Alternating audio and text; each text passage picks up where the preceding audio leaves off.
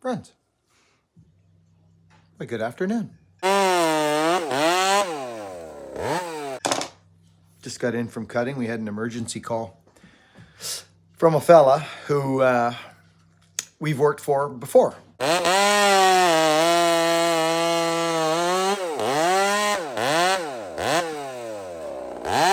Lots before, actually. Great guy. He just got back from Berlin. He says his trip was terrible. Oh, honey, he told me about his luggage was lost.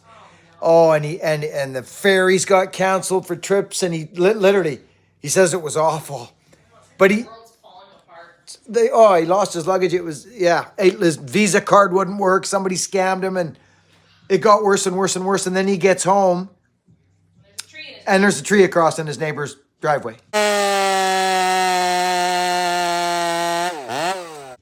So he called me last night, dark. I was gonna go, and I wasn't physically well, friends. My arm was all jacked up. My shoulder once in a while happens to me, and it decided to light up. And anyway, long and the short is, I said I'll come if you need me. He goes, come tomorrow in the morning. Come in the morning. Yeah. It was dull. Where is it? At my house? In your house. Which axe was it? Last time you showed me your good axe. Yes. You got the handmade axe. And I saw you. So I went this morning. I just got back. But friends, I want to get a video out. So Tin Man saw his 66. I haven't showed a ton of footage with that yet. But believe it or not, when that log was out the back, when I had that log down and the yard all messed up, I took it as an opportunity to use that log for some cookie cutting. So I did. And I want to share a couple things with the Power Saw folks out there and everybody that watches the channel about things to do when you're checking to see if your power saw is sharp in a log or whatever. But I got little stuff like that. But I've also got Morgan's muffler on it. And that 66 with that muffler works. Anyways, I'm just going to flap this up because we're not done back there yet. And I want to share this little bit of stuff with you. It's the 266, Tin Man's 266, ported 266. And friends, I got to say, just right now, because that's how I live my life, right? I just got back from that job, and I'm going to show you the Nick's boots, friends. I'm going to turn the camera around. Hang on. Yeah, so anyways, they're wet. I was in the snow, obviously. There's snow all over the ground. That was kind of an emergency call, so we went and dealt with it. But they're lovely. They're wet, but my feet aren't. And I'm trying those. Oh yeah, babe, I know. I'm freaking loving them. I was unfamiliar with the stitch out construction, friends. This here. Okay, you all know that. That took me a bit of getting used to, I'll be honest. And I still am a little bit. But the freaking fit now, they're busting in. And see the room I've still got here? That's very important to me. And these aren't cranked, friends. They're not cranked. When these start to come together, it's game over. You don't want that. You want to buy your boots right. Measure them up. Oh, yeah. Mm-hmm. Mm-hmm.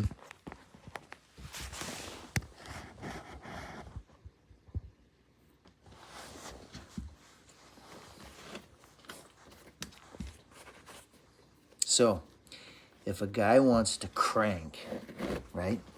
If he wants to crank, he can crank. Right? See that? Once in a while, if you're breaking in your boots, friends, you know what I mean? Crank them up like that. See that? I just reefed on those. And I've got about an inch here. But you're not going to run them like that for that long. But see, that's the beautiful thing about your overtop the laces, right? See what I mean? Now watch. I'll just drop my laces. Look at that. They stay tight. That's tight as a freaking guitar string right there, friends. But if I had gone under and laced my boots under and under, it wouldn't have worked. They loosen off. Look at, I'm freaking moving they're staying tight. You have to pull them. So that's the beautiful thing about that. So that's kind of where I live, right like at that Toroni's. So let's close on the boots thing here. Oh, look at that sun coming in, friends. Oh yeah. Let's close off on the boots and get into the cutting here. Listen, if you're ready to buy a set of, here's my opinion, straight goods. I'm going to give it to you. I've lived in these boots for 25 years now. I've lived in this style of boot. You all know, it's no secret. I've worn Vibergs for 25 freaking years. These guys are a new company to me, and I freaking love what they're doing for me. Listen, if you're ready to buy a set of boots of this genre, this style of boots, straight up, strapped up, leather boots, it's a different world from Red Wing, or I've never worn Red Wing, but I've worn boots with even my buddy Ray. Ray, I love you, brother, sent me a set of Thorogoods. Remember that, friends? Is that what they're called? Thorogoods? I think they are. They were comfortable as heck. There's no breaking. They're like sliding into a couch because I got all that padding in them. My feet stunk, but the boots were comfortable. But that's, so if you're used to those style of boots with all the padding and the slip, I call them couches, this is a different animal. But if you're making that decision that you want to do this, be prepared for a break-in and spend $500 to $700.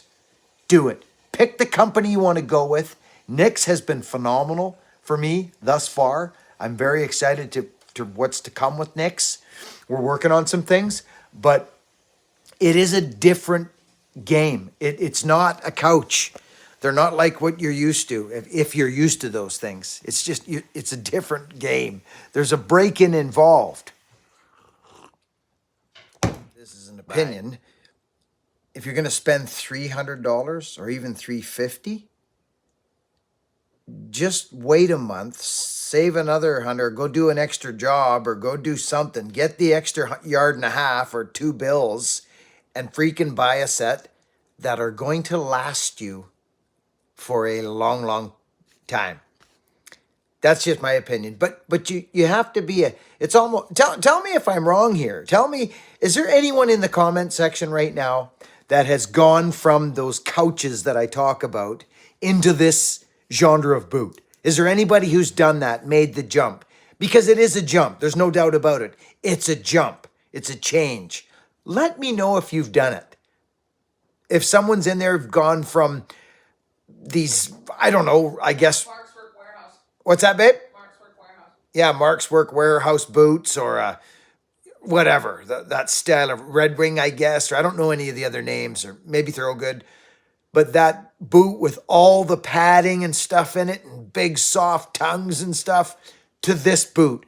Please let me know if you're that fella or fellette that has done that and how it was for you. Rock and roll in the comment section.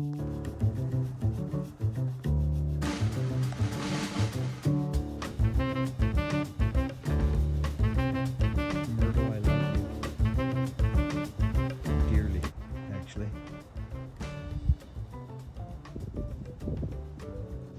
I've been working on Tin Man's saw that he built a nice little saw here. This 66. I'm running 28 on it right now just to get it dialed. And I got to be honest, I think we're getting. My cup is so full, friends, right now. It's so full. Now I'm gonna create a few cookies. I'm gonna cut a few cookies here. Because, and I'm actually gonna do it. Excuse me. Right here. Right like this. Because this is just perfect. Look at the day, friends. Gosh. Okay. I'm gonna light my fire up there too pretty quick and do a final cleanup on the yard. Okay? Welcome to Buck and Billy Ray's YouTube channel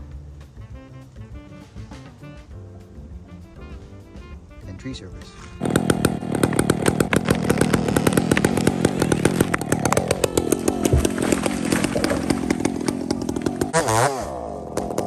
You don't cut your wood off. I sure dang did. Now, Tin Man 66.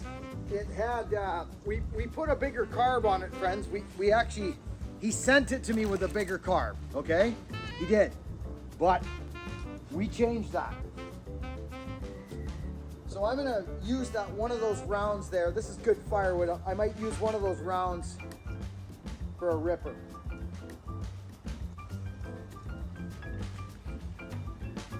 Friends, if you want to test your saws for sharpness, there's a couple things you can do. I've showed this on my videos before, and I'll show it to you again right now.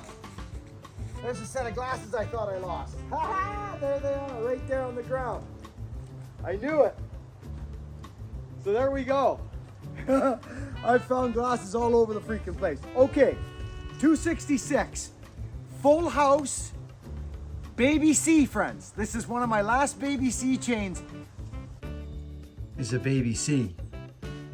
The only way I can think of it and explain it to you, and the reason I'm going back into this is because this freaking stuff cuts. Look at the rakers. See them? Yeah. Okay, a little hungry. You can afford to go a little hungrier on a raker, which is opposite to a grind. Now a grind, square ground, you do not want to go low on your rakers. You don't want to, lads and lasses. And it's cutting nice. It's cutting nice. Now, if you want to find out if your power saw is hungry, just dig your tip in and see what it's doing. Understand what your chain's doing. Because this ramming the dogs in and pulling up on the saw and bogging it down, you're doing two things. You're lacking oil, and really all you're doing is checking to see how much grunt it's got. It's hard on it. Get the revs up, especially these new saws. The new saws is different than with these old Macs here, like this one here. Different story. This saw has always flashed. Tin Man, you do nice work. Watch this.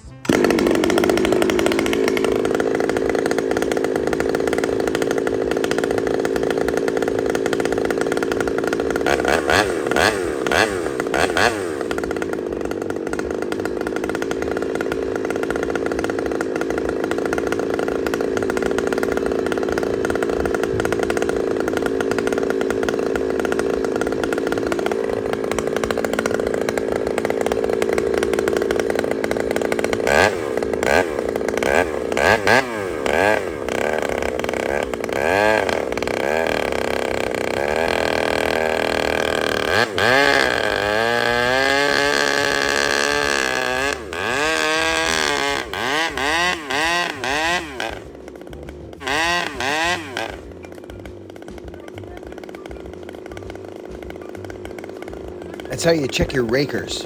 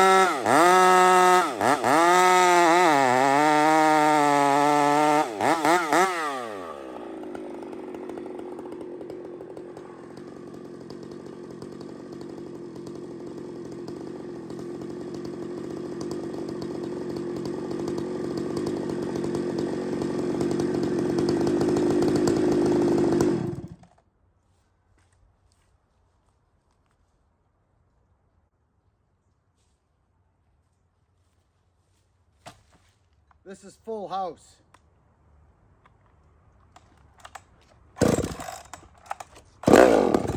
This saw fire's nice. So friends, the one previous was Harvey's 86, and this sucker is a contender. It's the big bore.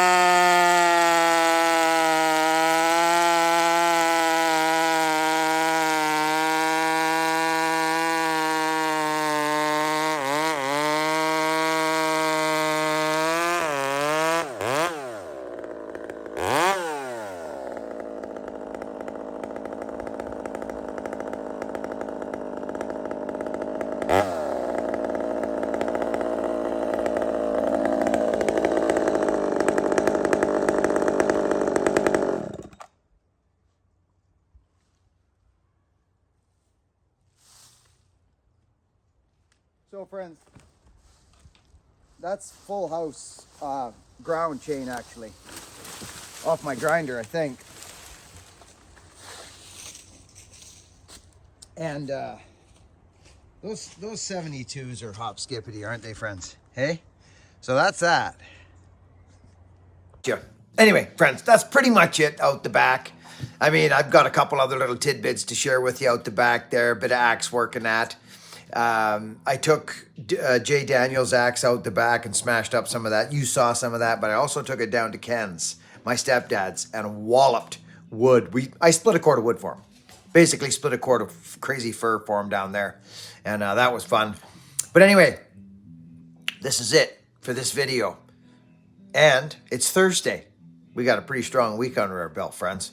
I hope you're all doing really well. I appreciate you coming here. Welcome to the new subscribers that come. I see us coming in there. The old sub count's just trickling along. It's nice to see. We're glad you're here.